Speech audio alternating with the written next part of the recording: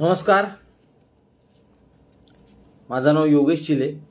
मी महाराष्ट्र नवनिर्माण सेनेचा पनवेलचा महानगर अध्यक्ष आहे। मित्रांनो, जवळपास दीड वर्षानंतर आज हे लाईव्ह करतोय। बऱ्याच मित्रांना माहीत नाही आहे की आज मी लाईव्ह करणार आहे। मध्ये काही चौकट स्वतःला आखून घेतल्या होत्या, त्यामुळे लाईव्ह करणं बंद केलं होतं। परंतु ज्या पद्धतीने आता उद्धव बाळासाहेब ठाकरे गटाचे काही माणसं भुंकायला लागलेली आहेत, त्यानंतर असं वाटलं या चौकटी सध्या बाजूला ठेवूया आणि त्यांना उत्तर देणं गरजेचं आहे।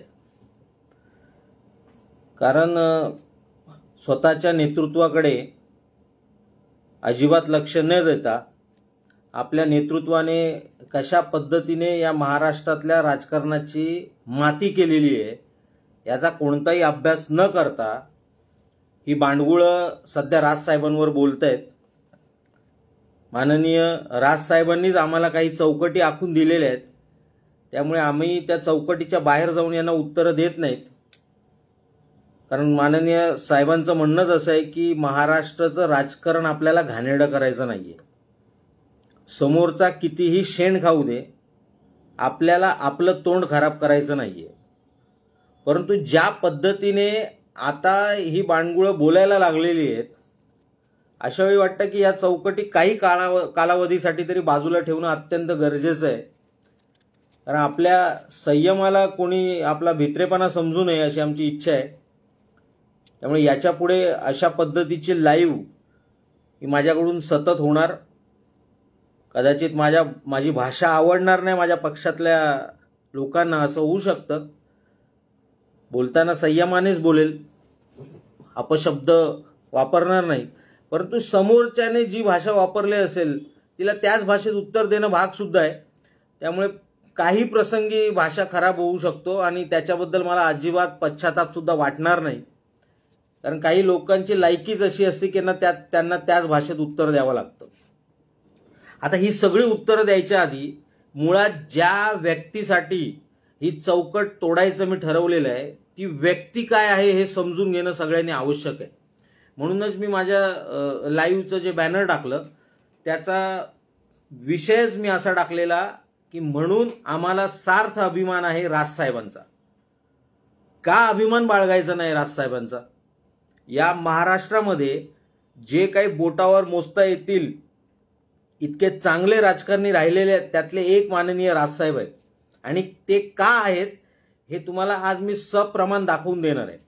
आणि सोबतच त्यांच्या कालखंडातले इतर सध्याचे समकालीन जे राजकारणी आहेत त्यांनी महाराष्ट्राचं राजकारण कसं घाणेरडं केलेलं आहे याचे सुद्धा काही संदर्भ या बोलण्यामध्ये मध्ये मध्ये येत राहतील।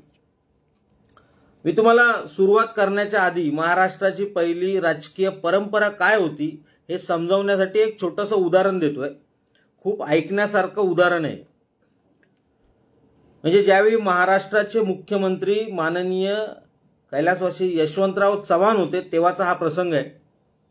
यशवंतराव चव्हाण किती सुसंस्कृत राजकारणी होते हे संपूर्ण देशाला माहिती आहे आणि विरोधकांचा कशा पद्धतीने ते आदर करायचे हे सुद्धा सगळ्यांना माहिती आहे। म्हणजे महाराष्ट्राची जी काही नैतिक राजकीय परंपरा, सभ्य राजकीय परंपरा याचा पायाभरणी याची जर कोणी केली असेल तर ती यशवंतराव चव्हाणांनी केली होती। हे यशवंतराव चव्हाणांवरती मधु दंडवते हे सातत्याने टीका करायचे, सतत टीका करायचे की यशवंतरावांचं हे धोरण चुकलं, यशवंतरावांचं ते धोरण चुकलं, अशा पद्धतीने यशवंतरावांनी वागायला नको होतं, या ठिकाणी या पद्धतीने मुख्यमंत्री म्हणून त्यांचं वागणं असायला हवं। बरेच प्रकारच्या टीका मधु दंडवते करायचे। एकदा यशवंतराव चव्हाण सभागृहातून बाहेर पडले आणि मधु दंडवते त्यांच्या मागे धावत पळत आले होते आणि दंडवतेंनी यशवंतराव चव्हाणांना थांबवलं। चव्हाण साहेब, माझं एक छोटंसं काम आहे, मी तुम्हाला मागच्या आठवड्यात सुद्धा सांगितलं होतं, पण ते काम अजून झालेलं नाही। यशवंतराव चव्हाणांनी पटकन स्वतःच्या स्वीय सहाय्यकांना बोलवलं। त्यांना विचारलं, दंडवतेंचं काम अजून झालेलं का नाही. तर त्यांनी काही अडचणी सांगितल्या. तेव्हा यशवंतराव चव्हाण बोलले, ते काम जे त्यांनी सांगितलेलं आहे हे काम मला 2 दिवसाच्या आत करून हवंय. मधु दंडवते तिथून निघून गेले. यशवंतराव चव्हाणांचे काँग्रेसमधले जे सहकारी होते ते यशवंतराव चव्हाणांना नाराजीच्या सुरात बोलले, साहेब हा माणूस इतकी पराकोटीची टीका तुमच्यावरती करतो तरी तुम्ही त्याचं काम करताय, असू दे ना त्याचं काम, काय गरज काय त्याचं काम करायची. तेव्हा यशवंतराव चव्हाण त्यांच्या सहकाऱ्यांना बोलले होते की मधु दंडवते माझ्यावर टीका करतात, ही टीका माझ्यावर वैयक्तिक असते का? ते मुख्यमंत्र्यावर टीका करतायत, त्या पदावर बसलेल्या व्यक्तीवरती टीका आहे आणि माझ्या धोरणांवर ते टीका करतायत, माझ्यावर कुठे टीका करतायत ते? बरं, ते जे काम घेऊन आले ते काम त्यांचं वैयक्तिक आहे का? घरचं काम घेऊन आलेत का? सार्वजनिक हिताचं काम ते घेऊन आलेले आहेत. हा माणूस कधीच वैयक्तिक काम घेऊन येत नाही. ह्याचं प्रत्येक काम हे सार्वजनिक हिताचं लोकांसाठी असतं. मग माझं काम आहे मुख्यमंत्री म्हणून मी प्राधान्याने त्या माणसाचं काम करणं. मग भलेही तो माझा विरोधक का असू दे, विरोधी पक्षातला का असू दे, विरोधी पक्ष नेता का असू दे, जर त्याचं काम सार्वजनिक हिताचं असेल तर तो माझ्यावर टीका करत असला तरी मी त्याचं काम केलं पाहिजे. ही महाराष्ट्राची राजकीय परंपरा होती. मित्रांनो, आज तुम्ही तुमच्या आजूबाजूला बघताना तुम्हाला ही राजकीय परंपरा जाणवते का? जे स्वतःला यशवंतराव चव्हाणांचे शिष्य बोलतात त्यांनी तरी महाराष्ट्राचं हे नैतिक राजकारण, ही नैतिक परंपरा, ही सभ्यता आज जपली आहे का? ज्या पद्धतीने पवार साहेबांनी, जे पवार साहेब स्वतःला ज्यांच्याबद्दल असं म्हटलं जातं जाणता राजा, पुरोगामी वगैरे वगैरे वगैरे, त्यांच्या सुनबाई या त्यांच्या मुलीच्या विरोधात निवडणुकीला फक्त उभ्या राहिल्या. ज्या सुनबाई 40 वर्ष तुमच्या घरात राहिल्या त्या सुनबाईंबद्दल बोलता नाही बोलतात, त्या घरातल्या थोड्या बाहेरच्या आहेत त्या, हे तुमचं पुरोगामित्व. तर यशवंतराव चव्हाणांचे जे स्वतःला शिष्य म्हणवतात त्यांनी सुद्धा पुरोगामित्वाच्या नावाखाली ते पुरोगामित्वाचे बुरखे पांघरून कशा पद्धतीने महाराष्ट्राचं राजकारण घाणेरडं केलेलं आहे तुम्ही स्वतः बघा. मग अशा वेळी आम्ही राजसाहेबांचा अभिमान का नाही बाळगायचा की या घाणेरड्या राजकारणामध्ये त्यांनी त्यांचा सहभाग दिला नाही, यासाठी आम्ही त्यांचा अभिमान नाही बाळगायचा? बरं, आज कोणता राजकारणी आहे जो सर्व क्षेत्रामधल्या लोकांशी मैत्री ठेवू नये? मला सांगा. ज्या काँग्रेसला माननीय राजसाहेब पराकोटीने विरोध करतात त्याच काँग्रेसचे एकेकाळी मुख्यमंत्री राहिलेले अशोक चव्हाण, ते त्यावेळी काँग्रेसमध्ये होते. मी जो किस्सा सांगतोय त्यावेळी ते काँग्रेसमध्ये होते, मुख्यमंत्री नव्हते पण काँग्रेसमध्येच होते. त्यांना पत्रकाराने एका विचारलं की राजकारणामध्ये जर कोणाशी मैत्री करायची असेल तर मैत्रीच्या लायक कोण आहे सध्या? त्यांनी उत्तर दिलं, राज ठाकरे. मला सांगा, जो माणूस अशोक चव्हाणांच्या काँग्रेसवर सातत्याने टीका करतोय, जो अशोक चव्हाणांवर टीका करतोय, जो पृथ्वीराज चव्हाण असेल, बाळासाहेब थोरात, सगळ्यांवर टीका करतो, तो त्या माणसाबद्दल बोलताना अशोक चव्हाण बोलतात की राजकारणात जर कोणाशी तुम्हाला मैत्री करायची असेल तर ती राज ठाकरेंशी करा, कारण हा माणूस रात्री 2 वाजता सुद्धा तुम्ही जर त्यांना फोन केलात तर ते फोन उचलतात आणि रात्रीच्या रात्री तुम्हाला मदत पोचते. जे अनपढ अशिक्षित बोलतात ना राज ठाकरे सकाळी उशिरा उठतात, त्यांच्या माहितीसाठी सांगतो, राज ठाकरे सकाळी 5:30 वाजता उठतात. आणि तुम्हाला हे बघायचं असेल तर शिवाजी पार्क जिमखान्यावरती जाऊन तुम्ही कधीही बघू शकता, तुम्हाला ते तिथे आढळतील.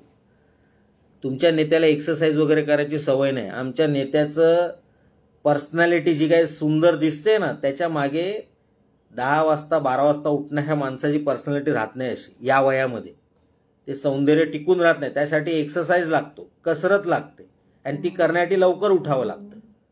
त्यामुळे जे असं बोलतात त्यांनी अशोक चव्हाणांचं हे वाक्य जरूर लक्षात ठेवावं. रात्री 2 वाजता सुद्धा आमचा नेता फोन उचलतो. तुमचा नेता रात्री 2 वाजता फोन उचलतो हे तुम्ही छाती ठोकपणे सांगू शकत असाल तर त्याचा अभिमान बाळगा. आम्ही बाळगतो, कारण अशा अनेकांचे किस्से आम्ही ऐकलेले आहेत की त्यांनी रात्री 2 वाजता 3 वाजता राज ठाकरेंना फोन केलाय, मला मदतीची गरज आहे, आणि ती मदत त्याला मिळालेली आहे आणि त्याचा कुठेही गवगवा केलेला नाही, कधीच नाही.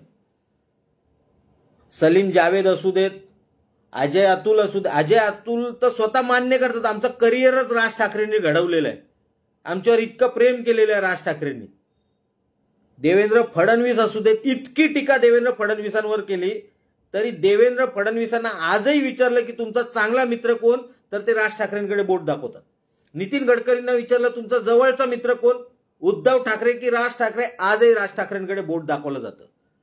तुम्ही कोणी असू द्या, आशिष शेलार इतकी राज साहेबांवरती टीका करतात, परंतु त्यांना जर तुम्ही विचारलं तुमचा जवळचा मित्र कोण, तर ते राज ठाकरेंकडेच बोट दाखवणं. ही जी नाती, ही जी मैत्री जपणं आहे ना सर्व क्षेत्रातल्या लोकांशी, हे उद्धव ठाकरेंना कधी जमलंय का?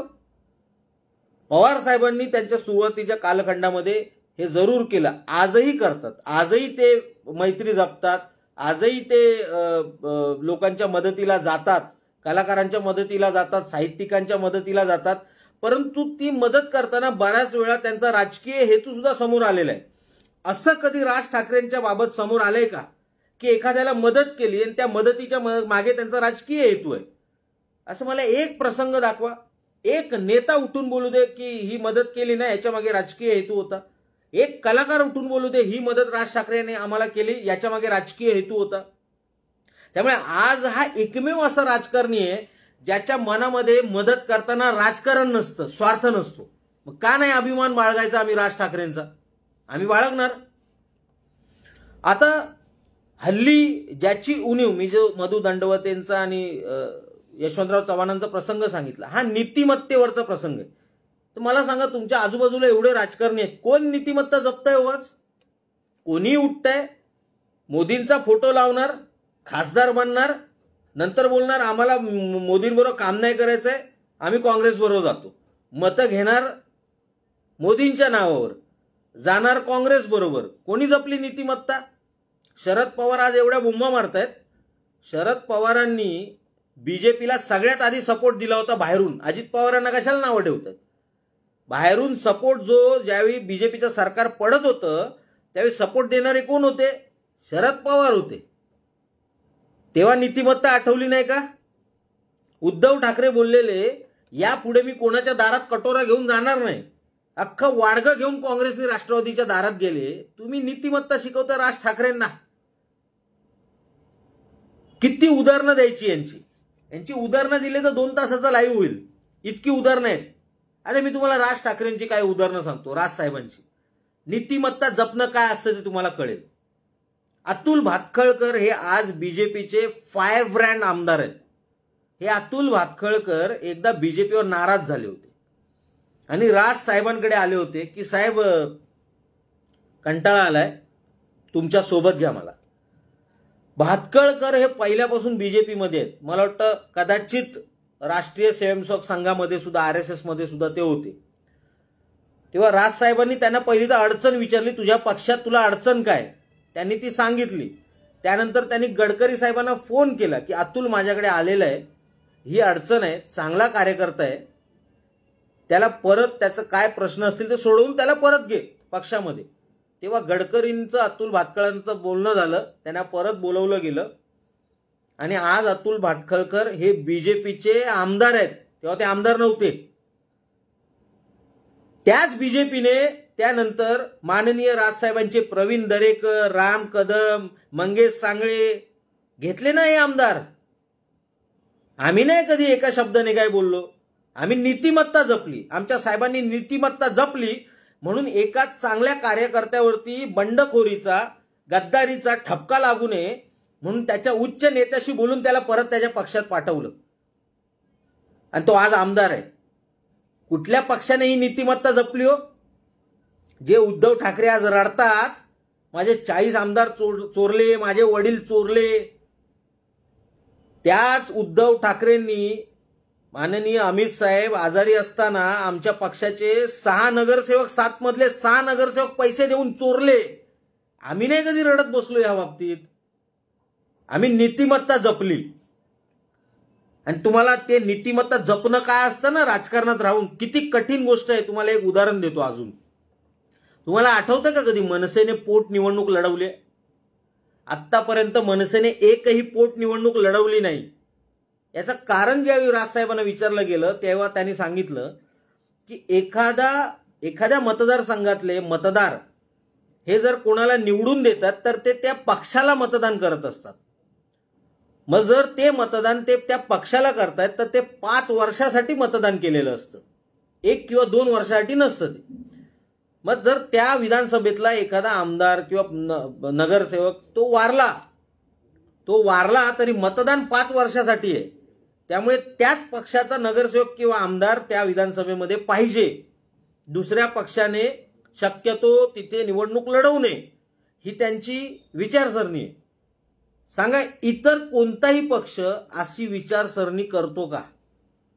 का शक्य नव्हतं पोटनिवडणूक लढवणं? सगळे लढवतात, फक्त महाराष्ट्र नवनिर्माण सेना लढवत नाही. त्याच्या मागचं कारणच आहे की मतदारांच्या मताचा आदर राजसाहेब करतात, आणि तो आदर करतात म्हणून त्यांना माहिती आहे की हे मत 5 वर्षासाठी त्या पक्षाला दिलेलं आहे, ते त्यांचंच असलं पाहिजे. इतका मतदारांचा आदर दुसरा कोण करतो?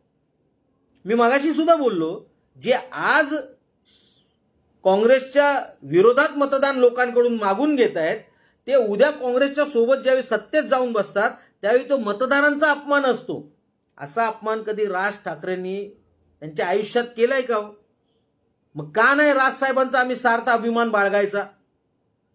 हे जे इतर पक्षाचे कोणी चुटपुट प्रवक्ते आहेत ते साहेबांना नीतिमत्ता शिकवायला जात आहेत, ते पण उद्धव ठाकरेंचं उदाहरण देऊन. त्यांनी कधीतरी या गोष्टींचा अभ्यास करावा. नुसतं लोकांसमोर रडून नीतिमत्ता पाळता येत नाही. नीतिमत्ता पाळण्यासाठी वाघाचं काळीज लागतं. ते वाघाचं काळीज आज या जेवढे समकालीन नेते आहेत त्यांच्यामध्ये फक्त आणि फक्त राजसाहेबांकडेच आहे, बाकी कोणाकडेही नाही. असेल तर मला त्यांनी दाखवून द्यायचं. त्यावेळी सुद्धा मी तुम्हाला, म्हणजे बाळासाहेब असताना ज्यावेळी माननीय राजसाहेबांनी शिवसेना सोडली तेव्हा सुद्धा त्यांना शिवसेना फोडणं सहज शक्य होतं. तेवढे आमदार त्यांच्याबरोबर बाहेर पडायला तयार होते, त्यांनी एकालाही सोबत घेतलं नाही. तरी त्यातले बाळा नांदगावकर साहेब हे माननीय बाळासाहेबांना जाऊन भेटले. त्यांनी स्पष्ट सांगितलं की साहेब मला जमणार नाही ते काम करायला, मला राजसाहेबांबरोबरच जायचंय. त्यांनी राजीनामा दिला नाही. त्या कालखंडामध्ये ते आमदार असताना ज्यावेळी व्हीप काढला गेला तो व्हीप सुद्धा त्यांनी पाळलाय. पक्षाचा, शिवसेनेचा त्यावेळेचा सगळे आदेश जे पक्षाकडून लागू करण्यात आले होते ते त्यांनी पाळले. ते राजसाहेबांबरोबर आले, परंतु त्यांनी शिवसेनेबरोबर गद्दारी केली नाही. एकही आदेश त्यांचा धुडकावला नाही. मग मला सांगा, शक्य असताना ज्यांनी शिवसेना फोडली नाही, शक्य असताना ज्यांना शक्य होतं, हे आज जे दिसतात ना 30-40 आमदार सहज घेऊन आले असते, ते हे न करता त्यांनी स्वतःचा पक्ष काढला. त्यांना तुम्ही नीतिमत्ता शिकवताय. त्यामुळे माननीय राजसाहेबांना नीतिमत्ता शिकवण्याच्या फंदामध्ये कोणी पडू नये, कारण ते जी तत्व पाळतात ही पाळणं शक्य नाही आजच्या राजकारणात कोणाला. त्यासाठी जो प्रचंड संयम लागतो तो संयम कारण दुसऱ्या कोणत्याही राजकारणामध्ये नाहीये. आता राजकारणात राहून नाती जपणारा मला सांगा दुसरा कोणी आहे का? कोणी? आत्ता सांगतो मी. शरद पवारांच्या घर जे स्वतःला सुसंस्कृत घराणं म्हणून सर्वांच्या समोर पेश करतात, त्या पवारांच्या घरामध्ये आता सगळ्यांनी बघितलं, ज्यावेळी घर फुटलं, घर फुटल्यानंतर स्वतःच्या मुलीच्या विरोधात पवारांच्याच घरातली व्यक्ती सुनित्रा पवार, माननीय अजितदादांच्या सुविद्य पत्नी, या उभ्या राहिल्या. सुसंस्कृतपणा घरातला सांगतात ना, म्हणून मी सांगतोय तुम्हाला, नाती जपणं काय असतंय राज ठाकरेंकडून शिका. बाळासाहेबांनी इतकी प्रचंड टीका राजसाहेबांवरती केली, परंतु एका शब्दाने राजसाहेबांनी कधी बाळासाहेबांच्या विरोधात बोलले असतील तर ते दाखवून द्यावं कोणी. आज ज्यावेळी पवार घराणं फुटलं त्यावेळी संपूर्ण महाराष्ट्राने बघितलं एकमेकांवरती काय पद्धतीची टीका दोन्हीकडून झालेली आहे. फक्त अजित पवारांकडून झालेली नाहीये, ती शरद पवारांकडून पण झालेली आहे. ज्यांना राजकारणातला चाणक्य बोलतात फक्त. त्यांना हे कळलं नाही की इथे या प्रसंगी आपण शांत राहिलं पाहिजे. त्यांनी सुद्धा तेवढ्याच वाईट दर्जाची टीका अजित पवारांवर केली. त्याला उत्तर प्रत्युत्तर अजित पवारांकडून त्यापेक्षा वाईट दर्जाचं गेलं. असं कधी बाळासाहेब ठाकरे आणि राजसाहेब ठाकरे यांच्यात झालंय का? कधी राजसाहेबांनी उलटून टीका केली आहे का बाळासाहेबांवरती? इकडे शरद पवारांनी सांगितलं माझा फोटो वापरायचा नाही, तरी राष्ट्रवादीत आजही शरद पवारांचा फोटो वापरला जातो. ज्या दिवशी बाळासाहेबांनी सांगितलं माझा फोटो वापरायचा नाही, त्या दिवसापासून महाराष्ट्र नवनिर्माण सेनेच्या एका तरी बॅनरवरती माननीय राजसाहेबांचा बाळासाहेबांचा फोटो असला दाखवा आम्हाला तो. इतक्या पराकोटीने माननीय बाळासाहेबांचा आदेश बाळासाहेबांना सोडल्यानंतर सुद्धा राजसाहेबांनी पाळला. कोण पाळलं हो? दुसरं कोण नाती जपतंय? आदित्य ठाकरे वरळीला उभे राहिले, पहिल्यांदा उभे राहिले त्यावेळी माननीय राजसाहेबांनी त्यांच्या विरोधात उमेदवार दिला नाही. याला नाती जपणं बोलतात. आज बारामतीतलं बघताय ना, तर नाती जपायची कशी राज ठाकरेंना कोणी शिकवायचं नाही. उद्धव ठाकरेंनी तर बिलकुल शिकवायचं नाही. अरे तुमच्या स्वतःच्या भावाबरोबर जयदेव ठाकरेंबरोबर तुमचा संपत्तीवरून वाद झाला, त्यावेळी असा व्यक्ती पाहिजे होता ज्याचे दोघंही ऐकतील, आणि ती व्यक्ती होती माननीय राजसाहेब. तुमचा वाद मिटवायला माननीय राजसाहेबांना यावं लागलं. याला नाती जपणं बोलतात. तुमचा सक्का भाऊ तुमच्यावर विश्वास ठेवत नव्हता, पण तुमचे घरातली भांडणं सोडवायला शेवटी चुलत भावाला बोलवावं लागलं. का? कारण त्या चुलत भावाने सगळ्यांची नाती जपलेली आहेत.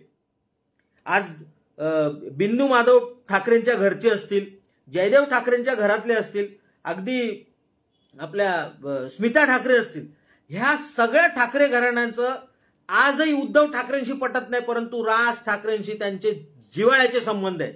कारण राज ठाकरे नाती जपतात. उद्धव ठाकरेंची बायपास झाली ज्यावेळी सर्जरी, त्यावेळी बाळासाहेबांच्या एका फोनवरती स्वतःचा दौरा अर्धवट सोडून राज ठाकरे परत आले होते. त्यांना बघायला गेले होते आणि त्यांचा डिस्चार्ज झाल्यावर स्वतः त्यांना ड्राईव्ह करून घरापर्यंत आणून सोडलं होतं. याला नाती जपणं बोलतात. माननीय अमित साहेब ज्यावेळी आजारी होते, या उद्धव ठाकरेंच्या घरातलं कोणीतरी त्यांना बघायला आलं का हॉस्पिटलमध्ये? काय नाती जपली यांनी सांगा मला. आज जर हीच नाती जपली असती तर बाळासाहेबांच्या सर्वात जवळचा माणूस म्हणजे थापा तुमच्या सोबत असतो. तुमच्या सोबत नाही, तो एकनाथ शिंदेबरोबर गेलेला आहे. काय नाती जपली तुम्ही? काय माणसं जपली तुम्ही? 40 माणसं जेव्हा तुम्हाला सोडून जातात त्यावेळी ती 40 माणसं चुकीची नसतात, तुमची धोरणं चुकत असतात म्हणून ते सोडून गेलेले असतात. ते गद्दार नसतात. एखादा माणूस जातो त्यावेळी तुम्ही त्याच्यावर तो आरोप करू शकता.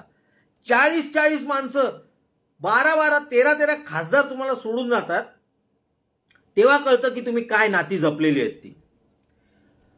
त्यामुळे नाती कशी जपायची हे राज ठाकरेंना कोणी शिकवायची गरज नाही. उद्धव ठाकरे किती सुसंस्कृत आहेत, तुम्ही किती सुसंस्कृत आहेत हे तुम्ही तुमच्या घरात नाती कशी जपता याच्यावरून कळत असतं. उद्धव ठाकरेंनी काय नाती जपले त्याच्यावरून कळतं त्यांचा सुसंस्कृतपणा काय आहे ते. त्यामुळे नाती जपायची कशी हे कोणीतरी राज ठाकरेंकडून खरंच शिकायला पाहिजे. खास करून ज्यांना प्रवक्ते म्हणून नेमलेले आहेत शिवसेना उबाठा गटाने, त्यांनी तर जरूर बघितलं पाहिजे की राज ठाकरे नाती कशी जपतात ते. आता त्याच्यानंतर येतं की बाळासाहेबांचे विचार जपण्यामध्ये उद्धव ठाकरे सरस आहेत की राज ठाकरे? छातीवर हात ठेवून सांगायचं शिवसैनिकांनी, जुन्या शिवसैनिकांनी, बाळासाहेबांचे विचार उद्धव ठाकरेंनी जपलेत की राज ठाकरेंनी जपलेत? ते छातीवर हात ठेवून सांगायचं. स्वतःच्या पोराबाळाची शपथ घेऊन सांगायचं कोणी. अरे पोराबाळाची शपथ घेताना तुम्ही खोटं बोलणार नाहीत. माझं चॅलेंज आहे तुम्हाला, माझं चॅलेंज आहे तुम्हाला. जर पोराबाळांच्या तुमच्या डोक्यावर हात ठेवून जर तुम्ही बोलाल ना उद्धव ठाकरेंनी बाळासाहेबांचे विचार जपले, मी तुम्हाला मानेल. मी दाखवा करून फक्त आहे. पण मी माझ्या पोराच्या डोक्यावर हात ठेवून सांगू शकतो माझ्या राजसाहेबांनी बाळासाहेबांचे सगळे विचार हे प्राणपणाने जपले, त्यांचा वैचारिक वारसा जपला, जो उद्धव ठाकरेंना जमला नाही जपायला कधी. बाळासाहेब स्वतः बोलले होते काँग्रेस बरोबर जावं लागलं तर मी माझं दुकान बंद करेल आज तेच उद्धव ठाकरे बाळासाहेबांचे सुपुत्र काँग्रेस बरोबर नुसते गेले नाहीत, त्यांच्या मांडीवर बसून राजकारण करतायत. बाळासाहेब ज्या बाळासाहेबांनी शरद पवारांशी मैत्री जपली, परंतु ज्यावेळी राजकारणाबद्दल बोलताना त्यांचं वाक्य होतं की एक वेळ सापाला सोडा पण पवारांना सोडू नका. सापावर विश्वास ठेवा पण शरद पवार या व्यक्तीवर विश्वास ठेवू नका. अरे वडिलांचा अनुभव तरी घ्यायचा होता. आता काही जण लगेच उठतील, ते राज ठाकरेंनी नाही का शरद पवारांची मुलाखत घेतली होती. अरे त्याला नाती जपणं बोलतात, त्याला मैत्री जपणं बोलतात. न तो राजकीय मंच नव्हता. महाराष्ट्राची परंपरा आहे, वाद ही महाराष्ट्राची परंपरा आहे. आगरकर आणि टिळकांमध्ये पराकोटीचा वाद होता, परंतु तो वैचारिक वाद होता, दुश्मनी नव्हती त्यांची. आंबेडकर सावरकर यांच्यात पराकोटीचा वैचारिक वाद होता, दुश्मनी नव्हती त्यांची. आत्ताच सांगतो, प्रबोधनकार ठाकरे आणि आचार्य अत्रे वैचारिक वाद झाला होता, दुश्मनी नव्हती त्यांची. तसंच शरद पवार आणि राज ठाकरेंमध्ये वैचारिक वाद आहे, दुश्मनी नाही. त्यामुळे जर राज ठाकरेंनी त्यांची महाराष्ट्राच्या राजकारणातले ज्येष्ठ राजकारणी म्हणून मुलाखत घेतली, जे बाळासाहेबांनी ह्या गोष्टी जपलेल्या आहेत. रासू गवई हे बाळासाहेबांचे वैचारिक विरोधक होते, वैचारिक विरोधक. परंतु बाळासाहेब बोलायचे संध्याकाळी मी बसतो 8 वाजता गवईंबरोबर. बाळासाहेबांनी लपवल्या नाहीत या गोष्टी कधी, कारण मैत्री वेगळा विषय असतो आणि राजकारण वेगळा विषय असतो. त्यामुळे राजसाहेबांनी जी मुलाखत घेतली ते बरेच बोलतात, अरे हात एवढा टीका केल्याने हात धरून शरद पवारांना आणलं. अरे हात धरून आणलं म्हणजे ज्येष्ठ आहेत. ही संस्कृती आहे महाराष्ट्रातल्या राजकारणाची. इथे आम्ही टीका करू, आमच्या घरातले आहेत ते, पण उद्या ज्येष्ठ म्हणून जर लडखडत असतील चालताना तर हात धरून त्यांना घेऊन येऊ. ही संस्कृती आहे आमची. आमचं नाही, उद्धव ठाकरेंसारखं नाही आमचं. खोटं नाती जपणं आम्हाला जमत नाही. आम्हाला साहेबांनी नाती खरी जपायला शिकवलेली आहेत. त्यामुळे जर बाळासाहेबांचे विचार जर कोणी जपले असतील तर ते राजसाहेब आणि त्यांच्याशिवाय दुसरा कोणीच नाही. एक प्रसंग राजसाहेब स्वतः सांगतात बाळासाहेबांबद्दल, की एक अशी वेळ आली होती भाजप आणि शिवसेनेमध्ये की सत्ता बसत नव्हती, सत्तेचं गणित बसत नव्हतं. त्यावेळी अचानक एकदा प्रमोद महाजन, गोपीनाथ मुंडे वगैरे मंडळी मातोश्रीवर आले. बाळासाहेब दुपारी झोपायचे, ते झोपले होते. ते राजसाहेबांना बोलले की खूप अर्जंट आहे, तुम्हाला साहेबांना उठवावं लागेल. साहेब गेले बाळासाहेबांच्या इथे रूममध्ये आणि बाळासाहेबांना उठवलं त्यांनी. बाळासाहेबांनी फक्त वळून बघितलं आणि विचारलं काय. तर राजसाहेब बोलले खाली प्रमोद महाजन वगैरे मंडळी आलेले आहेत, त्यांचं म्हणणं आहे आपलं सरकार बसू शकतं. त्यांनी विचारलं कसं बसणार. तर त्यांनी सांगितलं माननीय राजसाहेबांनी की सुरेश दादा जैन आहेत, ते काही आमदार घेऊन येत आहेत आपल्याकडे आणि त्या आमदारांची बेरीज केली तर आपलं सरकार बसेल, फक्त सुरेश दादा जैन मुख्यमंत्री बनतील. त्यावर माननीय बाळासाहेबांनी अत्यंत शांतपणे सांगितलं, मराठी माणूस मुख्यमंत्री बनणार नसेल तर मला सत्ता बसायचंच नाही सत्तेमध्ये, आणि झोपले. हा जो बेदरकारपणा, हा जो शांतपणे उत्तर देणे, इतकी मोठी सत्ता तुम्हाला मिळत असताना, एवढी मोठी सत्ता मिळत असताना निव्वळ मराठी माणूस मुख्यमंत्री बनणार नाही हे कळल्यावरती त्या माणसाने सत्तेला लाथ मारली आणि झोपून गेला. याला बाळासाहेबांचा वैचारिक विचार बोलतात, ह्याला विचार बोलतात. उद्धव ठाकरेंनी काय केलं, सत्ता मिळत नाही हे कळलं त्यावेळी जे तुमचे वैचारिक विरोधक आहेत त्यांच्या बरोबर जाऊन राजकीय आघाडी तुम्ही केली. हा बाळासाहेबांचा विचार आहे. ठाण्यामध्ये शिवसेनेची महानगरपालिकेत सत्ता होती आणि कोणीतरी फक्त आरोप केला शिवसेनेचे नगरसेवक पैसे खातात म्हणून. बाळासाहेबांनी सगळ्या नगरसेवकांना राजीनामा द्यायला लावला. पुन्हा निवडणूक झाली आणि पुन्हा सगळे निवडून आले लोकांच्या मतांनी. ऐका तुमच्यात एवढी हिंमत, उद्धव बाळासाहेब ठाकरे. त्यावेळी जर तुम्ही मुख्यमंत्रीपद लाथाडलं असतं आणि फक्त शिवसेना म्हणून तुम्ही सत्तेतून बाहेर पडला असतात आणि जर तुमचे आमदार फुटले असते तर तुम्ही त्यांना गद्दार बोलू शकत होतात. पण निव्वळ स्वतःला किंवा तुमच्या मुलाला मुख्यमंत्री बनायचं म्हणून तुम्ही बाळासाहेबांच्या विचारांना लाथ मारलात आणि काँग्रेस राष्ट्रवादी बरोबर जाऊन मुख्यमंत्री बनलात. तुम्ही बाळासाहेबांचे विचार पाळताय आणि तुमच्या बगल बच्चांना मला विचारायचं आहे, हे बाळासाहेबांचे विचार पाळणं आहे का? म्हणजे तुम्हाला स्वतःच्या वडिलांचा इतिहास माहित नाही, त्या इतिहासावरती लाथ मारता तुम्ही, त्यांच्या विचारांना मातीत तुडवता तुम्ही आणि तुम्ही बाळासाहेबांच्या विचाराचे पाईक आहात का? यापेक्षा आमचे राजसाहेब तुमच्यापेक्षा 100 पट बरे आहेत. त्यांनी बाळासाहेबांचे विचार तंतोतंत अंमलात आणले. मराठी माणूस मुख्यमंत्री बनणार नसेल तर मला ही सत्ता नको असं त्यांनी ठणकावून सांगितलं. तसंच परवाच्या सभेमध्ये माननीय राजसाहेबांनी केंद्रीय नेतृत्वाला ठणकावून सांगितलं की माझ्या मराठी भाषेला अभिजात भाषेचा दर्जा मिळाला पाहिजे. हे माझं समर्थन त्यासाठी आहे तुम्हाला. माझ्या छत्रपती शिवाजी महाराजांच्या किल्ल्यांचं पुनर्निर्माण झालं पाहिजे. हे माझं समर्थन त्यासाठी आहे तुम्हाला. म्हणजे अशा प्रसंगी सुद्धा तो माणूस बिनशर्त पाठिंबाचं तुम्हाला हसायला येतं बिनशर्त पाठिंबाचं. अरे तो बिनशर्त पाठिंबा दिलाय ते ह्या 6 गोष्टींसाठी दिलेल्या आहे. तुमच्यात हिंमत? माझ्या सगळ्या मित्रांनी गेल्या 2-3 महिन्यातलं राजकारण बघायचं, निवडणुकीच्या आधीचं आणि निवडणुकीच्या दरम्यानचं. एका तरी पक्षाने महाराष्ट्राच्या विकासावर चर्चा केली आहे का मला सांगायचं त्यांच्या भाषणात. माझ्या राजसाहेबांनी पहिलं भाषण केलं कोकणामध्ये. त्या पहिल्या भाषणामध्ये त्यांनी कोकण किती सुंदर आहे, कोकणात टुरिझम आणलं तर काय होऊ शकतं आणि जर ते टुरिझम आणायचं असेल तर कोण माणूस योग्य आहे याच्यावर भाष्य केलं. म्हणजे कोकणाच्या विकासावर बोलले. पुण्यामध्ये ज्यावेळी ते भाषण करायला उभे राहिले, पुणे किती सुंदर होतं, पुण्यामध्ये इन्फ्रास्ट्रक्चर पायाभूत सुविधा कशा डेव्हलप होऊ शकतात याच्यावर त्यांनी चर्चा केली. कोणावर टीका केली? पवारांवर टीका केली, उद्धव ठाकरेंवर टीका केली.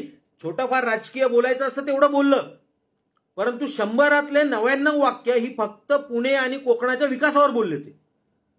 त्याच्यानंतर जे शिवतीर्थावर त्यांनी भाषण केलं, त्या शिवतीर्थावरच्या भाषणामध्ये त्यांनी ना उद्धव ठाकरेंवर टीका केली ना शरद पवारांवर टीका केली.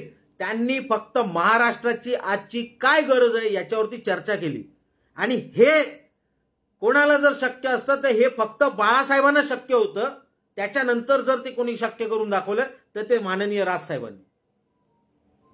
त्यांचा का अभिमान बाळगायचा नाही आम्ही? आम्ही का उद्धव ठाकरेंचा शरद पवारांचा अभिमान बाळगायचा?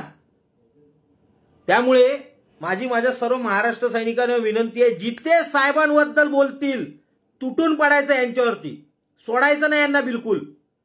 भले चौकटी मोडाव्या लागल्या तरी चालतील, 2 अपशब्द गेले तरी चालतील, पण हा माणूस जो महाराष्ट्राची नीतिमत्ता राजकारणातली सांभाळण्यासाठी झटतोय, त्या माणसावरती जर कोण बोट करून बोलत असेल तर त्याच्यावरती आपला ठोसाच गेला पाहिजे, दुसरं काही नाही गेलं पाहिजे.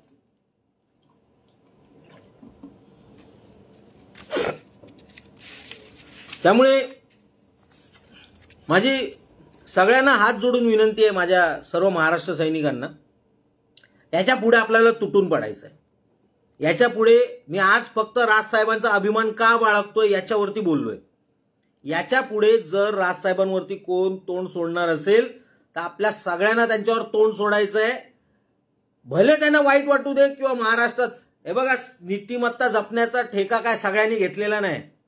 साहेब जपतायत, आपण जपला पाहिजे असं काय नाही. आपल्या साहेबांबद्दल जर कोण बोलत असेल वाकडं, फालतू लाईव्ह करत असेल तर त्याच्या फालतू लाईव्हला तेवढ्याच फालतू लाईव्हने उत्तर याच्या पुढे दिलं जाईल आणि हे असंच चालणार. जय हिंद, जय महाराष्ट्र.